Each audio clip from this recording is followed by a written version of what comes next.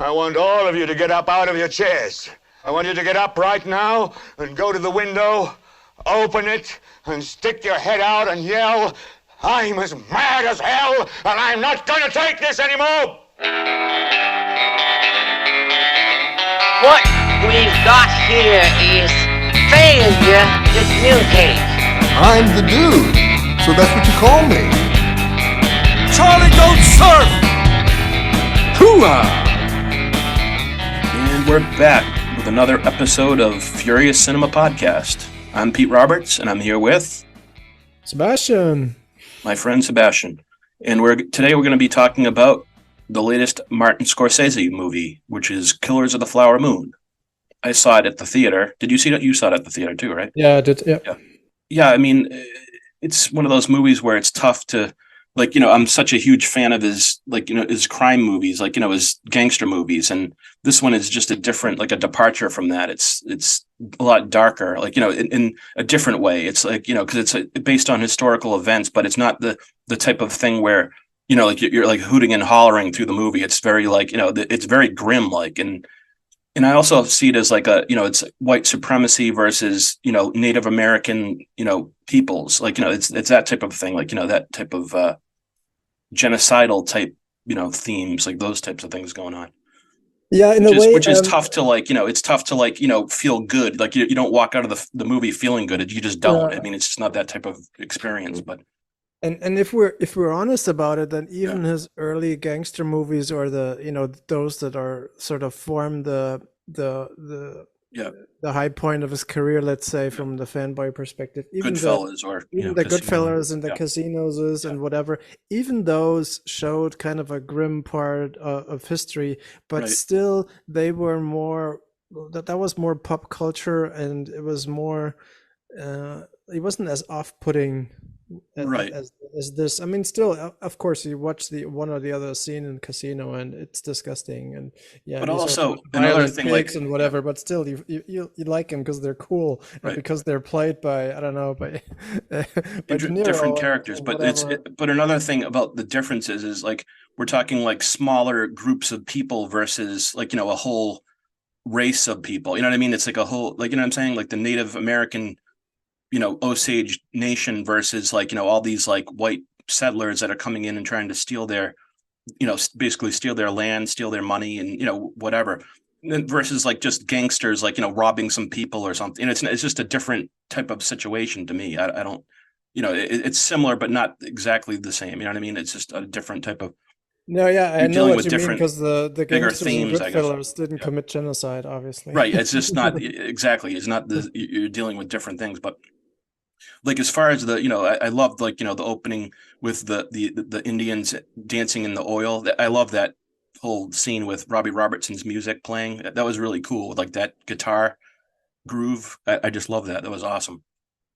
It had a different beat, I would say. Yeah. I mean, his later movies do have a different beat in general, but it has a very. I thought it had a very. Well, let me put it differently. It carried a very mixed message in the first half, especially.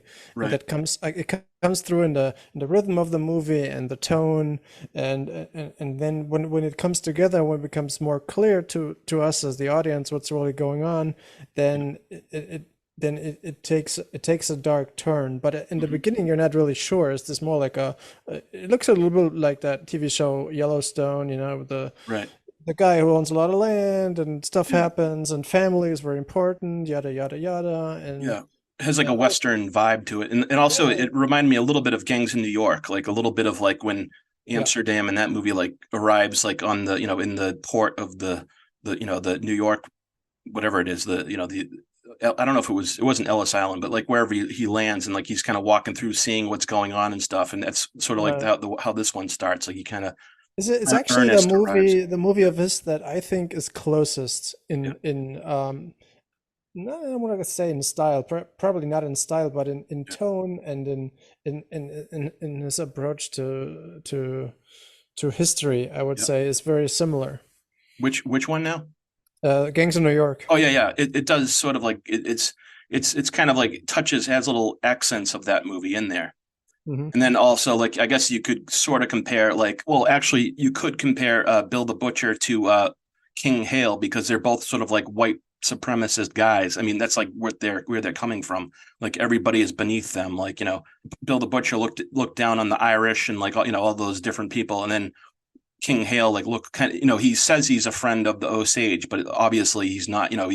He just treats them like they're you know good as white people are or whatever. You know what I'm trying to say. Like that Yeah, there's in the end, yeah, nobody is really a friend yeah, of them. right It's there, all about greed, really. And exactly, on the other hand, that shouldn't come as a surprise because greed is a motive in Scorsese's movies or in most Scorsese movies. I didn't right. do like a statistic, but The crime ones, anyways. I mean, most that's what they deal with is like criminals robbing people, and that's just part of like in Casino, that's all about just money, money, money, all the whole thing. But this is the same idea, but I guess when they first did the movie, like they were going to do it from the FBI angle and like cover and like Leonardo DiCaprio was going to play Tom White, the character Jesse Plemons ends up playing Mhm. in the movie, and they decided not to do that. They decided to go with to see it from the inside out as versus the outside in, because in this movie, as they were saying, it's not a who done it, it's a who done it, it's a who didn't do it, because we know what's going on from the very beginning, like in the very Yeah. first scenes between Ernest and King, like they're talking and they're having like their little funny little conversation about stuff, and you know that's probably the most humor in the movie is that little initial conversation between them. But then as it goes on, like you see like exactly what he's getting at, like it's all about like getting the land and marrying into the families and stuff like that and that type of thing. Right. And it's weird that they I mean it's basically the Burkhardt perspective, but Right. it's not so much his perspective as it's the the the story, or let's say the filmmaker following him around, No, because I would say that Burkhardt, he's not a smart man. no, And he's he's not very cold-hearted, and he's not as calculating as his uncle. He's being used because right. he can be easily exploited. He's And gullible. his uncle, yeah, and his uncle knew that the minute the guy stepped in. He knows, okay, this guy's a broken war veteran. He's got no education, whatever, and As Brendan Fraser's character would say, he's a dumb boy, yeah, precisely. which is the funniest line in the movie to me. I love that scene. It was just like, where did that come from? That was like hilarious. I don't know. Dumb boy.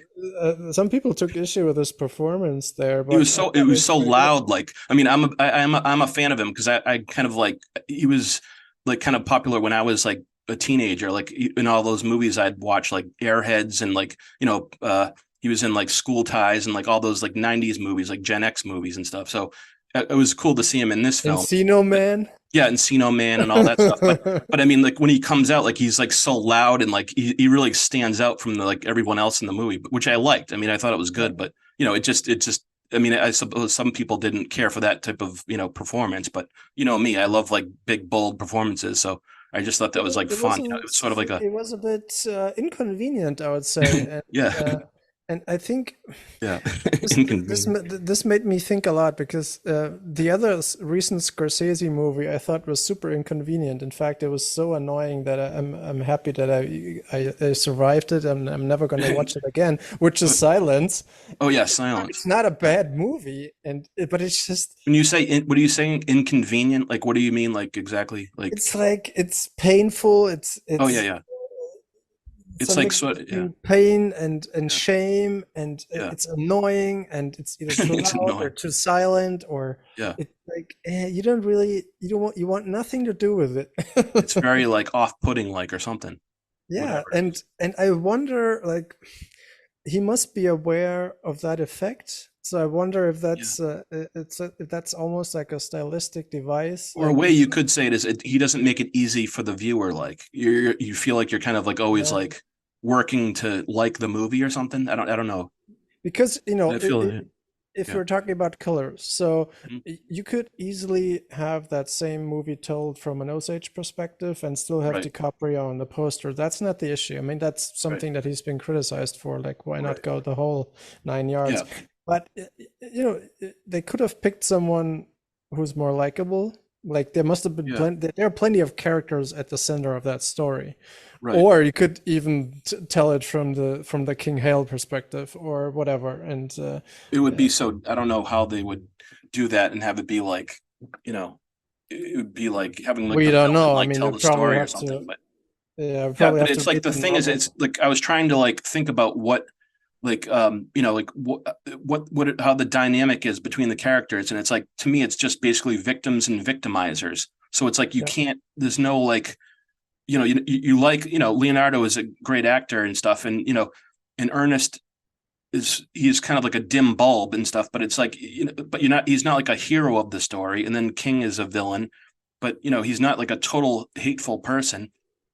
I mean, actually none of them are really like, they're, you know what they're doing, and like you don't like what they're doing, but at the same time they're not like completely like hateful or anything. And I mean that they're not like you can kind of see some of their human side of their personalities and stuff, but it's just there's nobody like really to root for in the movie, like other than Lily Gladstone's character, obviously, because we're seeing what she's going through and stuff.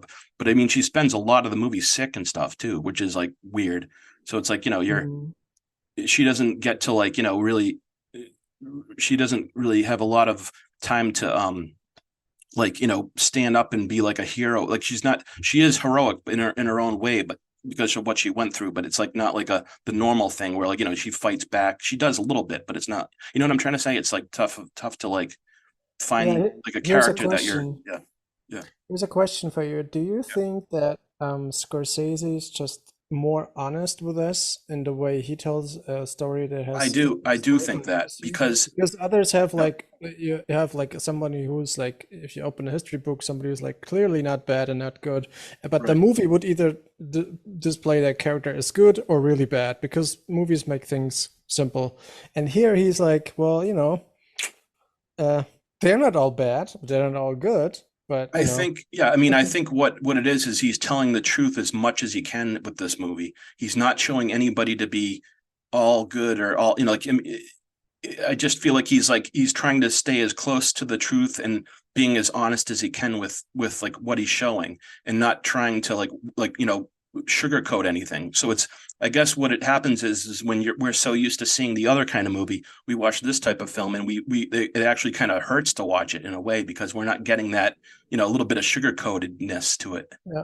You know what I'm saying? It's like, so it's like, that's how I felt. And I respect that a lot. I mean, at the same time, I respect it, but I can't like say that I love it as much as like a Goodfellas or Casino, because it just doesn't affect me in the same way. It doesn't, it's more of like it's more of like a reckoning with like with like an ugly past, like, or like ugly history. So you respect it, you understand it, what he's trying to do, but it's like you can't leave the movie feeling good about it, and it doesn't make you like, I don't know if I want to like rewatch it and like re-experience all those ugly feelings that I see. You know what I mean? That's where I'm coming from. Like I was saying earlier offline, the filmmaking is excellent. It's always great with Martin Scorsese, and that's not the question. It's more of the subject matter is just so like grim. It's tough to like, I'm thinking about this from like a rewatchability aspect. It's not the type of movie where I'm gonna like want to sit down and like, just get into this story again very often. I mean, I'll watch it again, I'm sure, but that's all I'm saying. It's not that I'm saying the movie isn't good. It's just, I'm coming from more of like a, like a film geek place, of like rewatching it like all the time, and quoting lines and that type of thing. Like, No, it's trying to absolutely. explain myself. I was Yeah, thinking because you yeah, earlier mentioned Schindler's List as an example, but I would say yeah, that even less extreme examples. I was going through my shelf earlier today, and I saw I had The Deer Hunter yeah. earmarked for a rewatch, but Deer Hunter. Yeah, I have had that earmarked for rewatch for 2 years, I think, and yeah. I've That's been one of just my putting favorites it too. off because I love that movie to death, Yeah, but also it is. it's painful to watch, and it's Yeah, that's another movie where not it's a like, good time. yeah, it's like, like you have all those memorable scenes in there, but then there's like, it's not the type of like, like compare it to like his previous movie, Thunderbolt and Lightfoot. That's what I'm kind of talking about, like a movie where it's like a crime movie and like they're just kind of, it's like a rollicking fun time road movie. And you can sit down and watch that, rewatch that over and over again because it's just kind of fun. Mm. But when you get to the movies that are serious and like about serious subject matter, it's not that you don't love the movie. It's just like, you can't put yourself through that pain all the time. You know what I mean? It's like a painful experience. But at the same time, you respect that they're doing that and they're showing that story and they're uncovering all the ugliness of what happened and they're doing it in a like a beautiful cinematic way. It's just tough to like want to go back and like go through that again. So I don't know. That's all only way I can explain it, I guess. Yeah, and if we look at the story that he's telling here, obviously there's probably a million stories like that in the history of your country, and it's always every now and then that a movie comes out that tries to be more honest about the thing, but also be a high quality sort of motion cinematic picture. Story, or at the same time, I think this one struggled a bit in making enough at the box office. I mean, I guess it didn't flop, but people see the Scorsese, they see De Niro, they see DiCaprio, but then the average audience is a female teenager, like the statistical. They want to see Barbie, or they want to see Barbie or something, or but even Barbie is probably too highbrow for the average. Barbie's too highbrow. But Scorsese always had it tough with this one, I would say. Right. Well, this one is this isn't like The Wolf of Wall Street, like we were saying. That's like this crazy, like comedic, like drug fueled, like adventure, like crime movie. This is like very, very downbeat and very grim, and there's a few light moments in there, but I mean it's not like the whole story is just basically about people being killed for their money. I mean it's like people are just getting like shot in the back of the head like every other scene almost, and it's just like it doesn't make you feel good. And then all of a sudden it's also about like white people versus Native Americans, like and thinking they're better than the Native Americans, and as a white person you don't walk out feeling very good about things. You feel like like we did some really terrible things to people. And I also dug up a quote. This is from The Guardian, where it says, "This is an epic of creeping existential horror about the birth of the American century, a macabre tale of quasi-genocidal serial killings." Yeah, I mean it doesn't sound very fun, does it? It's pretty dark stuff. And I was reminded a bit of There Will Be Blood. But that's the oil different kind of movie, but it's also, I think, what Anderson did also is let the audiovisual layer of his storytelling give you a picture of again greed and what it makes people do, and what the kind of characters that. I love that movie though. That's a really great movie.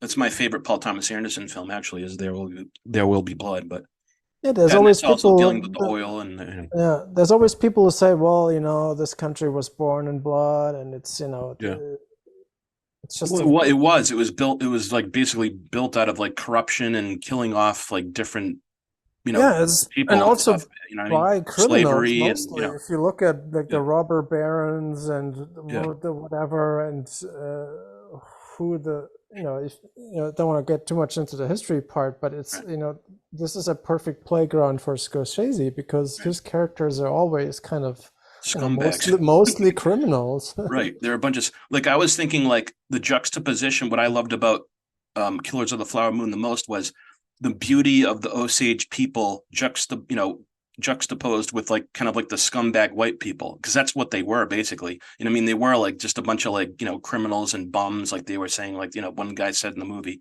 one of the Osage people, he's like, these guys are just a bunch of bums coming in here and like taking all our land and marrying our women, and they were. I mean, you can't deny that. Like when you watch the movie, like you see all the beautiful like Osage like traditions and like all that stuff, and then you see the white people and they're just a bunch of like Ernest. He's basically just like a dumb hillbilly, you know what I mean? He's not. And also, there's nothing really to him. I mean, Yeah, and this is the Yeah, 1910s. This is not yeah. like pioneers with a higher ideal or No, they're not. people fleeing religious persecution or I don't know. These are, like you said, these are, Yeah, criminals lured out by money hard basically. work and good money He says and it over and over again. He says, "I love money, and yeah. I love it more than my wife. Almost love it more than my wife, or whatever he said, and that type of thing." And But I mean, he's in a not way, like this is still the Wild West because they're like out there and big money calling the shots until they send what turns out to be years later the FBI, yeah, uh, because they they created a little bit too much ruckus. right. I mean, it's like they're not like an advanced people. They're just a bunch of like hicks and like just dumbasses basically. We see like the beginnings of like these of where the country started, but it's not very good. It's like a very like especially like Robert De Niro's character. He's like such a we're doing this for their own good type thing, or like whatever I that was type of just gonna say, there's yeah, as bad as they are, they still keep self-deceiving. right. And even him, like the Hale character, is he. I think he speaks the language somewhat, and Yeah, he does. He does speak a lot partakes of the in language. weddings and ceremonies, and there's a facade or like a make believe of mutual integration and partnership and Right. neighborly assistance or whatever you want to call it, but Yeah, he puts on like a whole like but it's charade that only he's like they're really everybody's best friend and that type of thing. And yeah, but it's just a really not, thin layer because he's really a scumbag, he is. I mean, he's just like it's so looting. premeditated too, like this whole like spiel with the marriage and the licenses and this whatever the laws are of how you get that and but it's so ruthless too. It Oh my is. God. But then if we step back a little bit from the bummer aspects of the movie, of course this is again a beautiful movie, like visually, and of course, I thought it was very elaborate, the sets and the production Yeah, design. I mean, as far as like the sets and the costume design and all just the authentic like the stuff that went into it, it was just amazing. Like it was very authentic, and where they shot it, I guess they shot it like in the actual town, like where that happened too. It was like Fairfax, I think, or yeah, it was like Fairfax, Oklahoma. But and they went to that town and like they worked with the Osage Nation Hmm. and they talked to and they tried to be like they tried to talk to all the family members that were related to a lot of the people that were killed in the movie and get all the information they could, and that made a big important part of it too. Yeah, the one thing that kind of bummed me, I don't know how you felt, like I am not an enemy of long movies. Yeah, I do think that we should go back to having intermissions and all that stuff. That's a different kind of debate, but still, this one felt very long to me. and Like it was like three. I was Yeah, not amused, and it just kept, I thought it was unnecessarily slow in the middle part. I mean, it could have done well with some tightening. yeah. How long was it? 3 hours and 45 minutes. I can't remember. It was like I don't know, very or something like it's that. an hour too long, I think, or Yeah, so. I mean, I think they could have probably shortened it a little bit, but yeah, as I was watching the movie Killers of the Flower Moon, a line from another movie came up when I was just sitting there thinking about it, and it made me laugh. It was from Blazing Saddles, where Gene Wilder's character says to Cleavon Little, "You've got to remember that these are just simple farmers. These are people of the land, the common clay of the New West. Morons." That's just like what I thought when I was watching the movie because of all the guys. It's just, but also at the same time, when you think about it, like the majority of the times we'll be watching this movie is at home anyway. So it's like you'll initially see it like in the theater for sit there for 3 hours, but when you're going to be watching this for the rest of your life at home, like on in your living, you know what I'm saying, in your living room or whatever, wherever you are. But I mean, at the same time, I don't know. It's one of those things. I guess, I mean, even for me, I love movies, as you know, and I'm a film geek and everything. But sometimes, even like when you love the movie, sitting in a theater for like 3 hours is kind of tough. You like get kind of like uncomfortable and stuff. It just out of like just physical wise, you know what I mean? You just Yeah, especially when you get older, Not so like much my like niece, sometimes if there's not enough distance between the rows of the seats, I'm like, you oh, have to I go to the can't stretch bathroom or my whatever it is. And I legs. mean, like, Yeah, yeah, yeah. That's why I think, I don't know what their problem is not reintroducing intermissions, intermissions. because, Yeah, you're gonna sell more concessions. People right. are happier about the runtime of your movie, Yeah, and you don't really you don't lose anything if you edit it properly so the intermission fits, then what's the big right, deal? I mean, right. I mean, but I then don't really again, have a problem with that stuff, but yeah, but then again, I have to say that for some movies, time flies by. Like, right. I don't know how long Dune was, but Yeah. I was just mesmerized sitting there and Was wasn't that like bored. a really long movie? I forget, like if it was like It wasn't 2:45. Yeah, it right. wasn't short, but I wasn't bored for a second. But Right. with Killers of the Flowers Moon, I'm like, there Yeah. was some stretches in the middle where I thought, oh my God. Yeah, but I mean, I think, but sometimes I think if you revisit it, sometimes you'll like get into the flow again, like better. Like when you see it, sometimes when you see it the first time, it's like jumping into cold water. But when you like revisit it and watch it a few times, then you get the flow of it better, and it doesn't seem like it's, you know what I mean? It doesn't those little areas where it might have went slow for you the first time, like the second time or third time you watch it, those you'll get through that easier, I think. Hmm. Sometimes it happens, sometimes it doesn't. But I'm just saying for this one, I think it would probably do that because I had the same thing happen with The Irishman. When I first watched The Irishman, I thought it was like I had almost the same type of situation where I was like, I felt like it was very draggy and stuff. But then I watched it like more and more, and I just enjoyed it more and more. I thought it was like I liked it more the second and third time that I watched it than the first time. So that sometimes it just happens. It's just it's just the pacing it's different, and it's like not what you're expecting. You're just it's something, and it also like where you're watching it, like you were saying in the theater. Sometimes when you're in the theater and you're just not super comfortable, and if you can sit at home and watch it, sometimes it's just easier for you. But Yeah, anyways, it's it's true. another It's true. The it's the other time you're gonna watch it is probably at home. But after right. back to Dune, just as an example, I went to see that in the theater at Yeah, least 3 times in yeah. in the time span of 1 or 2 weeks. I would never do that with this one. Right. I mean, and like we were saying, like I think for me, it's more of the subject matter. It's not like a thing like where I want to indulge in that story and that world all the time. But then another movie, like I'd go see like 5 or 6 times because it's just really exciting. And this isn't like a movie where it's like exciting or fun. It's just not that type of film. So it's naturally like it's not entertainment is basically what it is. It's not an entertaining film. Mm.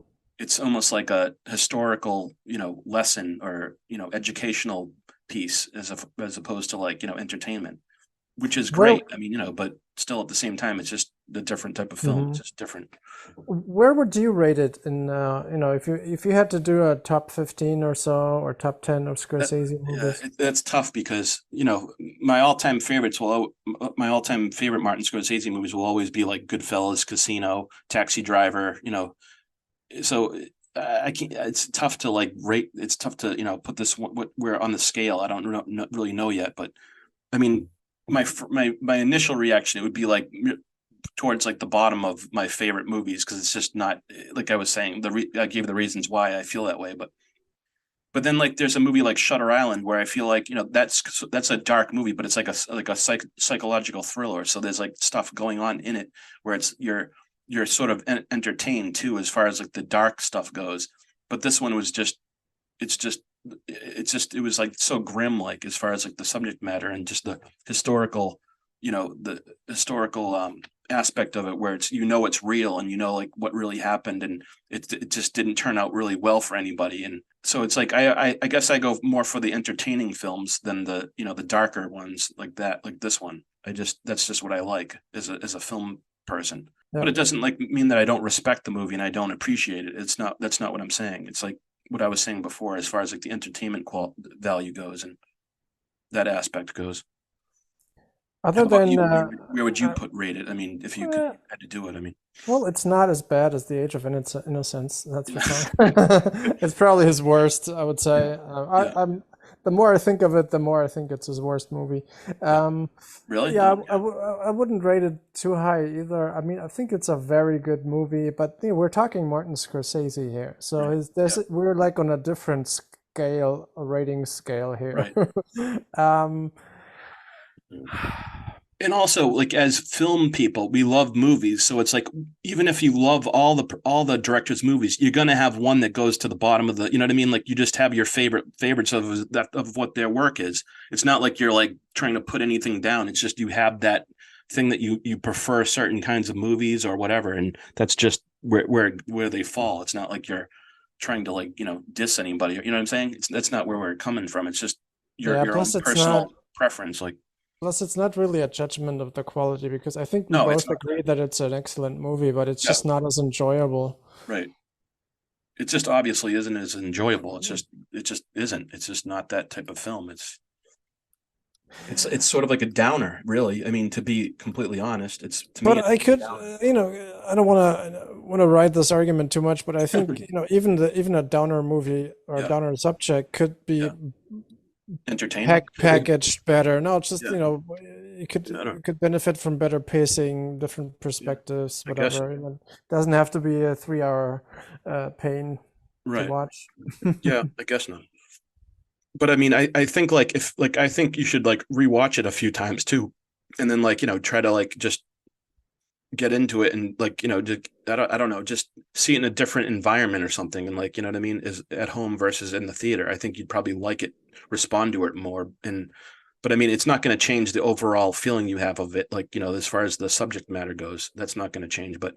Probably not. Maybe like some of those spots where you felt it was draggy or something that you won't see it that way. I think that happens sometimes. Also, like sometimes with music, sometimes you'll get like a new album or something. Like you're like, oh, that track was sort of, I didn't really like that one, but then the more you listen to it, it gets better and better. It's weird. It's like it's like in your brain, like your brain gets the groove of it better after you've listened to it over and over again or something.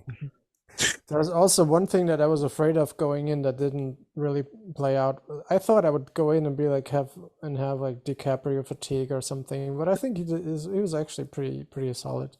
Yeah, I mean, he's always good in these movies, but even his character wasn't very like there was no redeeming qualities to Ernest. He was just sort of like a like I was saying, he's just sort of like a dim bulb. Like he just doesn't he just goes along with what King wants, and I don't know. It's just not one of those characters where you're like there's nothing really to root for that character. You just see him doing what he's doing, and you think he's an idiot basically through the whole movie, and you feel bad for his wife. Yeah, is it the 6th movie he's done with Marty?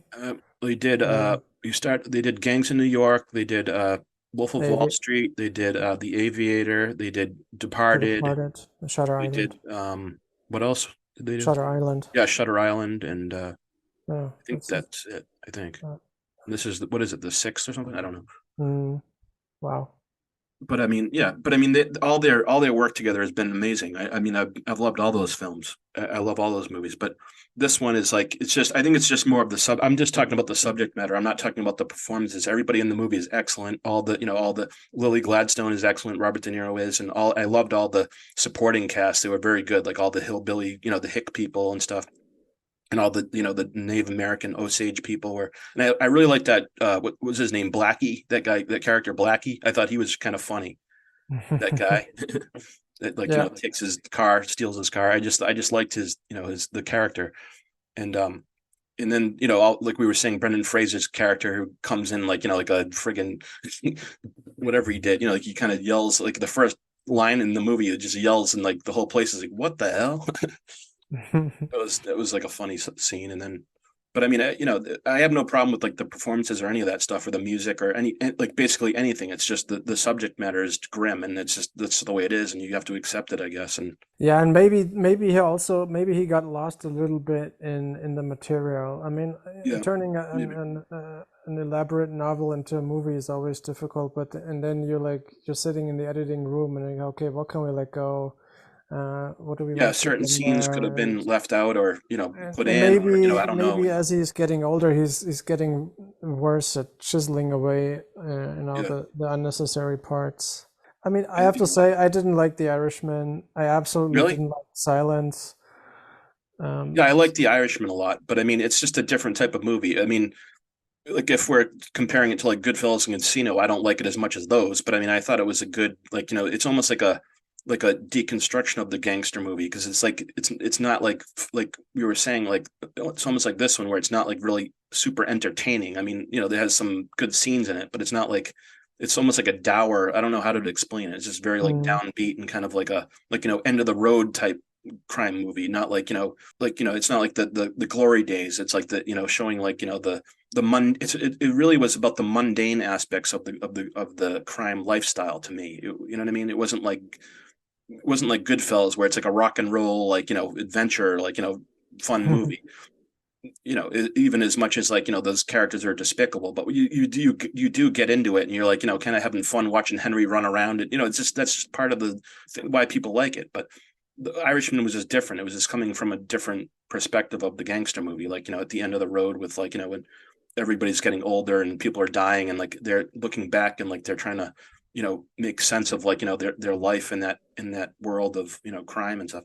I was actually positively surprised by that Sopranos prequel movie, which I thought that I would hate, but I actually thought that was pretty good. I thought it was better Really? than Because I had the opposite reaction to that. I thought it was terrible because it was just like you watch The Sopranos and you watch it for years and years and years, and they try to do a prequel, and it's I don't know. I just didn't like it, any of the characters. I thought it was just kind of boring. I just didn't. It felt just like a flop, to me, a dud. Okay, maybe I it's just all didn't like about it. expectations then, because I think Yeah, the I had expectations here were I had really wicked high low, and expectations with the for that. Irishman, they were really high, and Yeah, I had wicked high expectations for that movie, and it just totally let me down. So that's okay. weird. I don't know. That's just and I have those things where it's also I had the same thing with Miami Vice, the Michael Mann movie, because I was a huge fan of the TV show. So then when they go and they try to do a 2-hour movie version of that, it's it's never going to touch it. I'm not I didn't really like Colin Farrell or Jamie Foxx in those roles. I just didn't think they were cast right. I just didn't like it. It's who's going to be better than Don Johnson and Philip Michael Thomas? These days. I mean, it's just, and then that went on for years and years, and it's just they're trying to recapture that magic. It didn't happen to me. So I don't know. I'm picky with that type of stuff. I just didn't get it. And did that get better to you No, when because I never only watched it this? once and I didn't like it, so Ah, I didn't see. watch it again. But I mean, I knew why though. I had my reasons why I didn't like it. It wasn't like a thing where you're confused or did they not edit it right or something. It's not that type of thing. It's more of a thing Okay. where I'm coming from as a fan of that show. I got that it. type No, of thing. You know what I'm see, saying? to me, it has grown up with rewatches, but I Yeah. rewatched Black Hat the other day, and that's Yeah. just as bad as it always been. Do you like that one, or you don't like it? No, no, Yeah, I and thought you were saying you liked it or something. I actually bought the director's cut too, but I don't think that makes much difference. It's just not a Yeah, I very don't good know. movie. I mean, I never saw the movie, but my favorite Michael Mann movies are Thief and Heat and Collateral and Right. the Insider probably and Manhunter. And But I never what's saw some of the other ones, the newer ones. I never. and with Scorsese, what did you make of Silence? I didn't see the whole thing. I only saw part of it because but I mean, as far as the subject matter goes, I have a tough time with religious themed movies. I've never watched Passion of the Christ yet. I just didn't even want to watch it. And I'm not going to watch the sequel, which is you know what I mean? It's just bizarre. Okay. I don't know. I have I watched Last Temptation of Christ once and I thought that was really good, but overall I'm not a big fan of religious movies. I don't like that genre very much. Yeah. So I try to just stay away from that stuff and just focus on I don't like big message movies. I don't like movies where I feel like I'm being preached to all the time. I just don't like that type of stuff. Well, I didn't find it preachy. It's Yeah. just, as I was saying earlier, it's a very, very exhausting movie, And it's isn't it just kind of like a downer too? torturous. It's like a downer type Oh movie. yeah, super, but it's also it's just torturous. What you see on screen is all about pain and suffering, and Yeah. You you're feel like sitting you're being there and tortured watching it. yeah, and you're sitting there and you're in pain and you're suffering. Yeah, I mean, Well, it's not thanks, very Marty. fun. Thanks, I mean, Marty.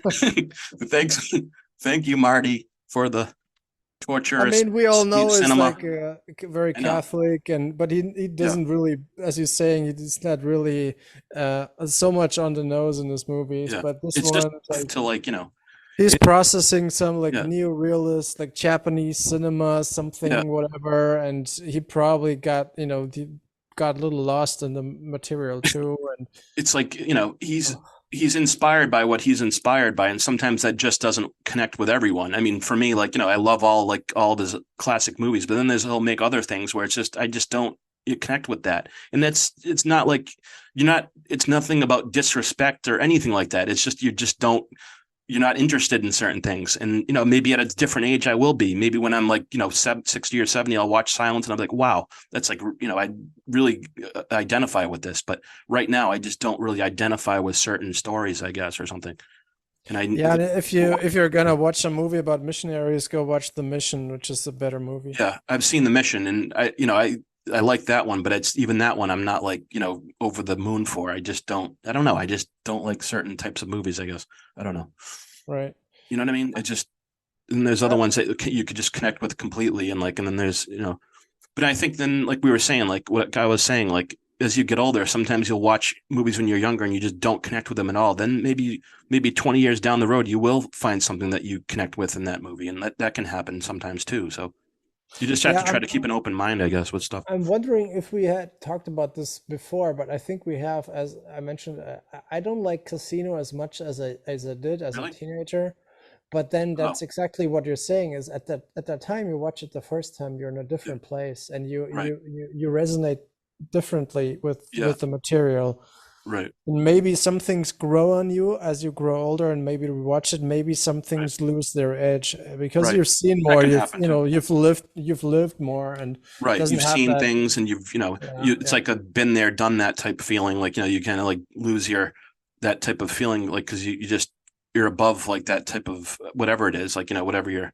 Plus, also, I think we're getting numb as movie watchers because everything that you see for the first time, it feels fresh and whatever, maybe violent and edgy, and when you see it a million times, you're like, and that's kind of, I don't want to end this on a down note, but the more you watch, the harder it is to get excited about stuff because you're desensitized or something, right? Yeah, it takes so much more to get you on the edge of the seat, and I applaud every filmmaker that manages to keep doing it, get me in that seat in the theater and have me sit there for 3 hours and not long for the credits to roll. Bravo. I mean, honestly, bravo, sir. Bravo, sir, Mr. Villeneuve, whatever. No, it takes a lot of it takes a really good movie to get cineasts like you and me to really flip out because it does too much. Like I don't know who's left now. Like maybe Quentin Tarantino's movies will like keep his last movie will be if he if that's actually his last movie, but maybe he'll be like the last one to like really. Because I don't even go to the movies that much anymore. Actually, I mean, I was saying like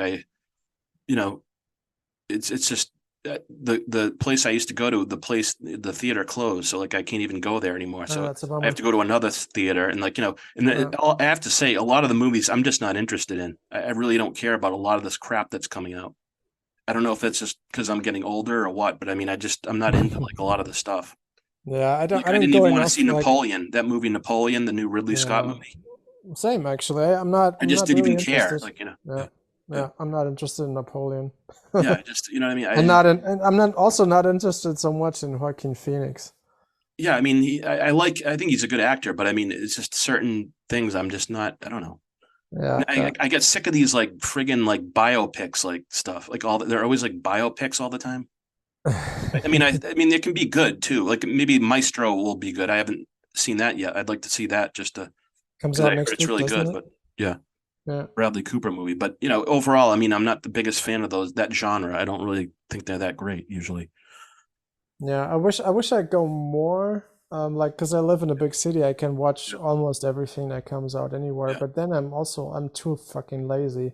Yeah. But the other problem, which I think is an actual problem that I'm not to blame for, I mean, I blame myself for the laziness because I have one movie theater that's just down the street. Like, I could walk there in my PJs. Don't they have like you can watch like you can go to like older movies too? Like that too. But the other problem really is like everybody's leading a busy life, so you have all these movies that play for maybe a week on a shitty schedule, and by the time you're like getting psychologically and ready to watch it and you clear it out gone already and it's already gone. I'm like, fuck, man, give me a chance. You'll have to just watch it on your TV, I guess. You know what I mean? Yeah, I mean, so much for competing with the home cinema. Like, don't play it on a Tuesday afternoon. Like who's got time to watch Yeah, a that movie doesn't on make Tuesday much sense. afternoon? Yeah.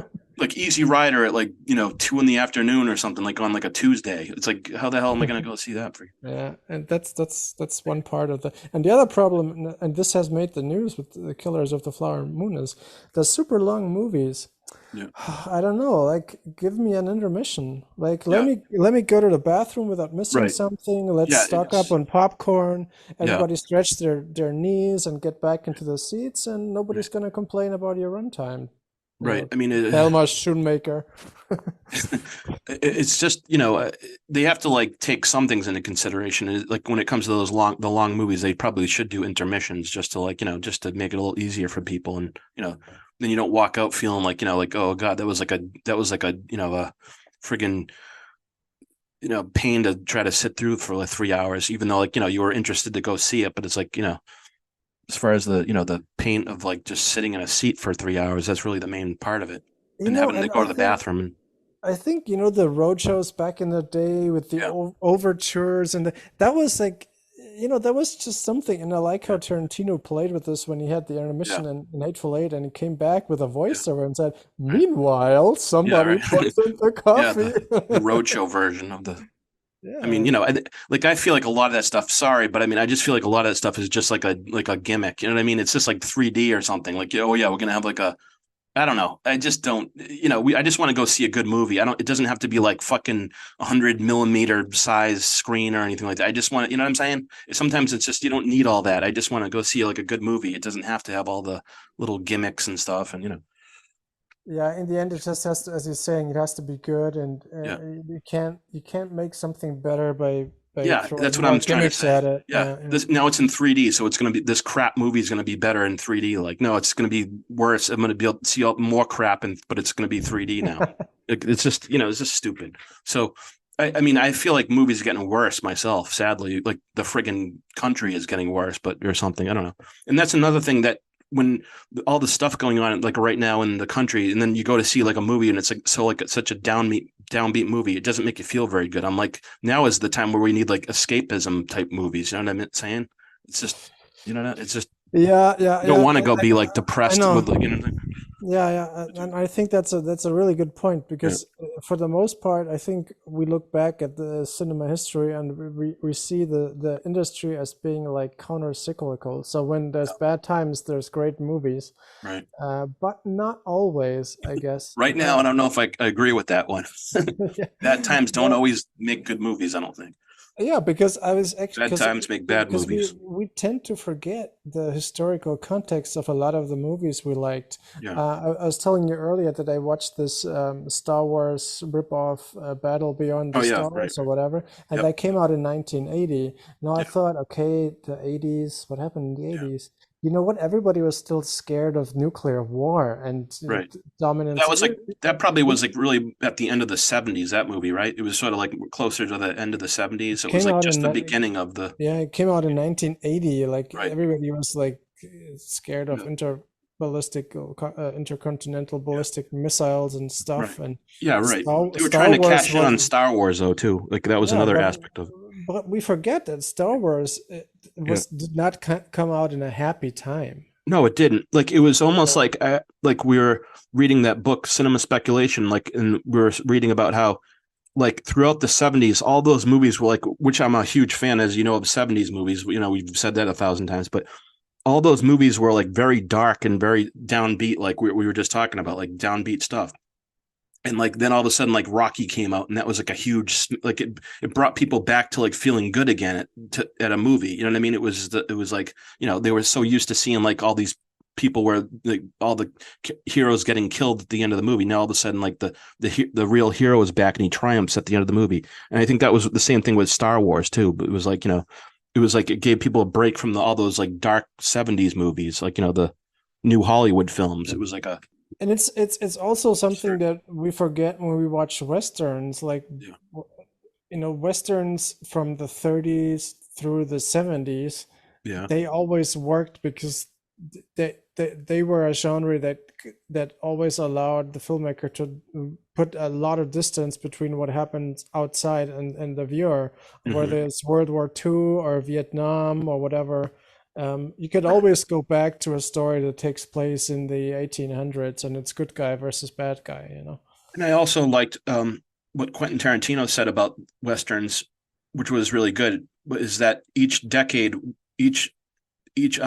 of like what's going on in the world in that decade is reflected in the Western. So like, you know, the 70s was Vietnam was going on. So then like the Westerns kind of reflected that kind of that dire downbeat quality of, you know, just the negativity towards like, you know, politics and stuff like that. That was part of the thing. Then the 50s was like, you know, the Eisenhower days. So that was like a different type of Western. And then, you know, the 60s was like the hippies and stuff. And that was like a different, you know, acid, whatever it was, not acid Westerns, but like sort of like, you know, a hippie mentality of Westerns and, you know, or like Vietnam, that type of thing, like Wild Bunch, like all those movies. Yeah, but I mean, that's another aspect of those movies. And then like, you know, obviously we had the spaghetti Westerns, and that was a whole other thing with, you know, they were telling different tales about like fascism and stuff, like Sergio Corbucci and all those movies. I wonder with Scorsese, I think he's very unpolitical director. I mean, Yeah, I think for the most part, there's some stuff in Taxi Driver and so on, and yeah, a little bit of stuff. For the most part, he's that geek out of, you know, the New York and movie brats, like the movie brats. Brat kind of, yeah. And I find that interesting because, you know, he does not shy away from difficult material. No, but he doesn't strike me as a political person much. No, I don't think he's into politics so much. I mean, he's more into just like human stories, like, you know, the human condition, probably. I don't think politics is so much about it. Like Oliver Stone would be more like the political guy, right? God, is he a nutcase? I was watching him on a podcast. He really turned into a total Looney Tune. Yeah, unfortunately. I don't really like him anymore.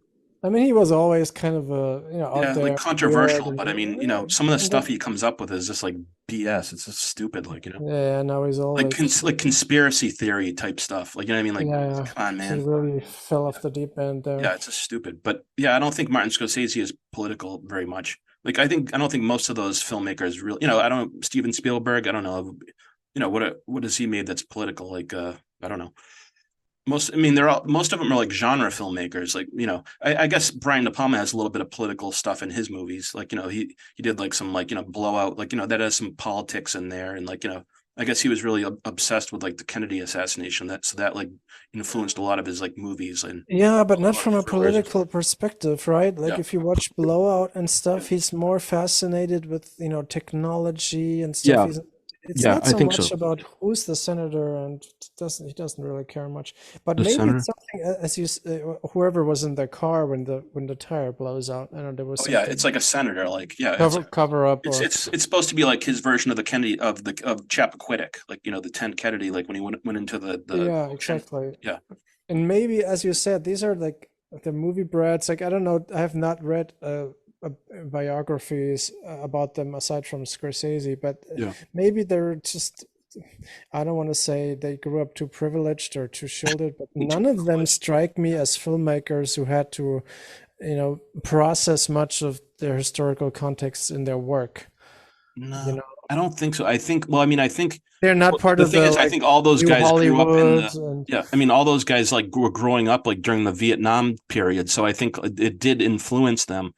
But it was like look at like Taxi Driver. That's like sort of like, you know, Vietnam vet type story, and that, you know, that's political. That's almost like the exception in his filmography, right? But I think like, you know, a lot of those guys, like, they wanted to make movie like genre films. They wanted to make like, you know, big budget entertainment movies. Maybe like their earlier films were a little bit like, you know, politically like inspired and stuff, but then like as they went on, they wanted to make like mass entertainment for people. So that's like what they did, like Jaws and, you know, Raiders of the Lost Ark. I mean, that wasn't, you know, there was like political stuff in there as far as like the Nazis go, like, but I mean, you know, they weren't doing like political movies, you know what I mean? They weren't doing like just movies about politics, period. They were doing like entertainment, you know, genre entertainment. But I mean, you know, I guess you'd have to just look at different filmmakers. Like William Friedkin, he did like, you know, he didn't really do any political stuff, did he? He did like French Connection and, you know, The Exorcist, and, you know, they all kind of did like genre films. Yeah, true. Now that I'm looking at Spielberg's filmography, he does have some stuff in there, but it's not none of them is really much known for a political voice, Right. or none of those would be considered political in any way. Like, as you're Right. saying, they're entertainment Right. Entertainment most directors, and really. foremost, and maybe genre filmmakers. Yeah. We wouldn't call Spielberg a genre filmmaker, but even Well, him, like, he goes through different well, genres. And yeah. I mean, well, he is though, because I mean, look at all his movies. It's like Jaws is like a Nature Strikes Back movie, and Raiders of the Lost Ark is like a an adventure movie, and you know he's done all. And then Close Encounters is an alien movie, and on and on. But they've all tried to do, and I like the directors that kind of like do all different types of movies too. Like they don't just stick with one specific kind. They kind of like do they try different genres, and well, then some of them are Scorsese really good even at did certain ones, and other ones they're not good at. yeah, They Scorsese try them. even did an animated movie, right? Yeah, what's that? Scorsese did an animated movie Oh yeah, too. was it Hugo? Hugo or Yeah, yeah, I think that was that. Yeah, well it that was like wasn't a lot. bad. I That was mean, like a but 3D movie, wasn't it? Like a 3D. yeah, like it Yeah, was computer animated, I think. yeah. But I mean, it was. I'm sure it was the younger people liked it. I mean, I wasn't really into that one so much, but I like more of like the crime, like psychological thriller movies. But the younger people probably liked Hugo a lot. I think I want to rewatch some of those that I don't have so much of a memory about. I want to watch Bringing Out the Dead again. I Yeah, think that's a that's good one too. Yeah, that's a good. overlooked. I think a little bit Yeah, in his filmography. yeah, that was a good one. I like that one with Nicolas Cage and And I recently watched the After Hours, which is quite a riot. yeah, that's a fun movie too. And I love King of Comedy too. That's become one of my favorites. Yeah, Rupert Pupkin yeah. and Jerry Lewis and Sandra Bernhard. That movie is one of my favorites. Yeah, so my hope is that maybe some sort of a, if I want to try my hand at a conclusion, I think Killers of the Flower Moon, what I take with me is, as you said, maybe it's something that will grow upon rewatching. Yep. So I will give that a shot. The second thing is, Scorsese hasn't said anything about retiring, so I hope that after Killers, maybe does maybe a handful more, and some of them are more shorter movies, more entertaining I ones. want a 90-minute Martin Scorsese movie next, please. It sounds like a Just kidding. trailer for him. Just kidding. But I think the next movie that they had planned was another David Gran book based on another David Gran book with The Wager. It's called. It's like a shipwreck type story. Like I don't know exactly what it is, but Also, why about doesn't being he do shipwrecked. like a mini series? I mean, Yeah, Killers of the Flower Moon could have been a 4-part HBO thing too. like a 12-hour miniseries, Killers of the Flower Moon, with Ernest. Like like you just have him like being like a dim bulb the whole thing. I felt so bad for his wife. Like he was giving her the insulin, and like she just was like in bed for like 2 hours, like just like puking into a pot, and like just sitting there like Yeah, sweating, and he's it was a poisoning mess. her, and at Yeah, the beginning, I wasn't sure if he really understood, and that's the whole thing about I that. think at the beginning he really doesn't understand He because he's doesn't, really too stupid. But then he does, and then he still like but goes along with it. In the end, he has a bit of mixed feelings, but you never see him really turn a we corner. right. And one part that I didn't really think made sense to me was when he hired AC Kirby to blow up the house. Remember that part? Like when he like hired Mhm. him, and then and he's like, "Oh yeah, you got to do it today. They want it. King wants it done today. Damn it!" And like he's like getting all pissed off, and then like they blow up the house, and he like walks over to the house and like looks like he's like devastated because the house got blown up. Well, he just wanted him to do it, so why would he be like all upset about it? I didn't get that. Like, was it just because it was such a massive explosion or something, and like he didn't expect it to be that big or what? I don't know why. You know what I'm trying to say? Like when he was, you know what I'm saying? Because he wanted him to do it to begin with. So why would he be like all shocked when it happened? I didn't get that really. There was something about, wasn't there a point that got reached where they couldn't call it off anymore? Uh, Something like that. So yeah, it's I don't think he was going to call it off, though, was he? I don't think so. I think they were just going to do it, but and then like they did it, and then you know the whole half the neighborhood got blown up, and he like walked over like with like a look on his face, like, oh my god. But it's like he's the one that wanted them to do it to begin with. So I didn't get that. Like, were we supposed to feel like bad for him because it happened or something? I don't know. I just didn't get it.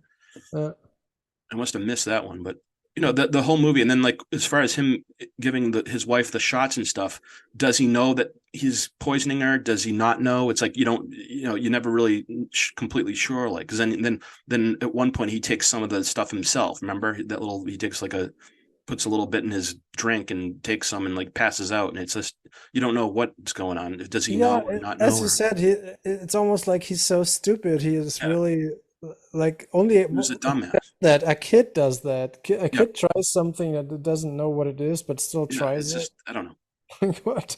But I mean, as far like there's even like Leonardo DiCaprio's performance is great, but there's not a lot to like, to like about the character. Like he's just sort of like a blank, like like a blank, like a board or something. He just doesn't have any redeeming qualities. Like he's not really especially charming. He's not especially like funny. He's not especially anything. He's just like a idiot like through the whole movie. And I guess that's the whole point. I mean, they weren't trying to like they were trying to make him like not have any specific thing to hang on to with that character, which is fine. But then, like we were saying, it doesn't make you want to like you go back and you know what I'm saying? It's just I don't know. Yeah, it's an interesting choice It's just tough to. for our main protagonist. I think it was meant to be that way too, but at the same time, it's like you're not satisfying anybody's like you know you're not satisfying the viewers like interest like in the character by doing that because you just don't care about the character. You just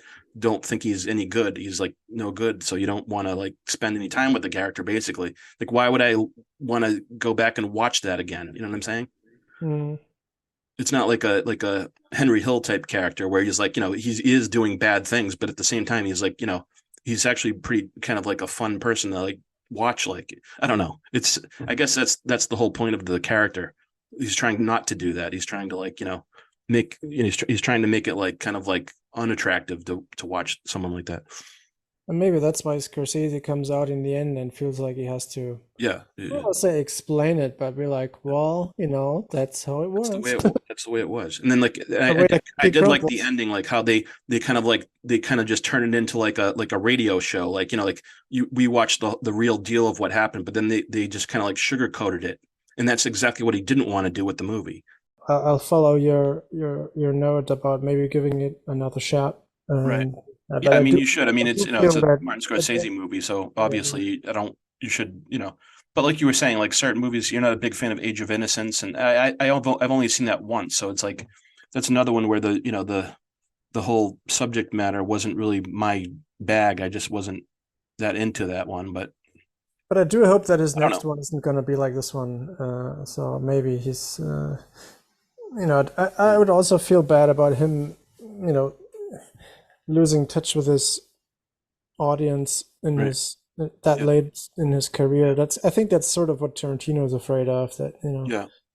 You start making movies that aren't really like the type of stuff you should be making or the type of stuff that people know you for or whatever. Like, and I understand that, but I like we were talking about as far as the time frame of the movie goes, it's like I think really what it was about was the subject matter was such an important thing. He didn't want to just like rush through it, and he wanted it to be something more than just the normal 2 hour like watch it and forget it type deal. He wanted it to be more of like an epic story, and I think it deserved that too, really, in a way. You know what I mean? I can understand that aspect of it, but then we were saying it, sometimes it's tough when you're to the fact that it is that type of subject matter. It's tough to sit through that for like 3 hours and like how many times are you going to see this movie at the same time? It's like it's just one of those things. It's a tough. I don't know. Yeah. I mean, also, I wouldn't call myself a history buff, but I'm also not. I'm also interested in history, but also this particular aspect of history, I'm not interested enough to now go out and buy the novel or something like that. Okay. Which So you're I not think as would, interested. I think it would make a lot of sense for viewers of Killers of the Flower Moon who like the subject but haven't read the novel to maybe now and dig a little bit deeper, sort of. But that's not going to be the case for the majority of the audience, probably. Right. Okay. Yeah, that's fair enough. And yeah, but I mean, overall, I thought it was a very good movie. Like I was saying, it's just the subject matter is dark, and it's not a thing like where I'm gonna want to revisit it very often. I don't think. I mean, I'm gonna watch it again. I've already watched it a couple of times now, but that's really all. I don't really have any major like perspective to give on it other than that for now. Like I was saying, like it's this movie just came out. It's going to be years until I can really like honestly rate it where I put it in my favorite Martin Scorsese film list. You know what I mean? I just don't like that's the thing about Letterboxd too. It's like, people, they see a movie once and they give it 5 stars right off the bat. I don't really think that's why a lot of times I don't really rate movies at all, because I just don't feel like it's honest. I think a lot of it is just a bunch of like, just, people trying to like, make it look like they know more than someone else or something. I don't know. I just don't really like that whole star rating thing for some reason. Well, 5 stars is always like, okay, so if you give a movie 5 stars, like what's left? Like, yeah, I mean, I think the 5 stars are reserved for the Apocalypse Nows and the Blade Runners of our. Or like Goodfellas or something. You're gonna give like, I mean, what are you rating it? Like, what are you like rating it against? I mean, a lot of these people that are rating movies, they probably haven't even seen half of like the classics that have been out that are on the AFI top 100 or something. Yet they're giving a brand new movie 5 stars. I just don't like trust it like as like a system very much. I don't know. I just one of those things for me. I just don't buy into it. But anyways, that's another discussion. But yeah, I mean, I think that the problem of what are you rating it against is exactly also the problem for Killers of the Flower Moon, because we are rating it against the rest of his filmography. Right. And then like someone will give like Batman versus Superman 5 stars, but then they'll give like Citizen Kane 3 stars. It's like, F you. I just yeah, get out. It pisses me off though. Like as like a film fan, I just don't like, you know what I mean? It's just so stupid. It's that's the type of stuff that like gets under my skin as like a film buff. Like I just don't like it. So anyways. Yeah. But anyway, Nobody we'll wrap things up before we like, yeah, before we like start ranting like a bunch of old people. Youth these days. I'm gonna start throwing stuff now. Throwing glasses and stuff. Okay, so this has been Furious Cinema Podcast. I'm Pete Roberts, and thanks to Seb for chatting about Killers of the Flower Moon and other Martin Scorsese movies today. We had a good time, and we'll see you on the next episode. Take care. Take care. See you. And that's that.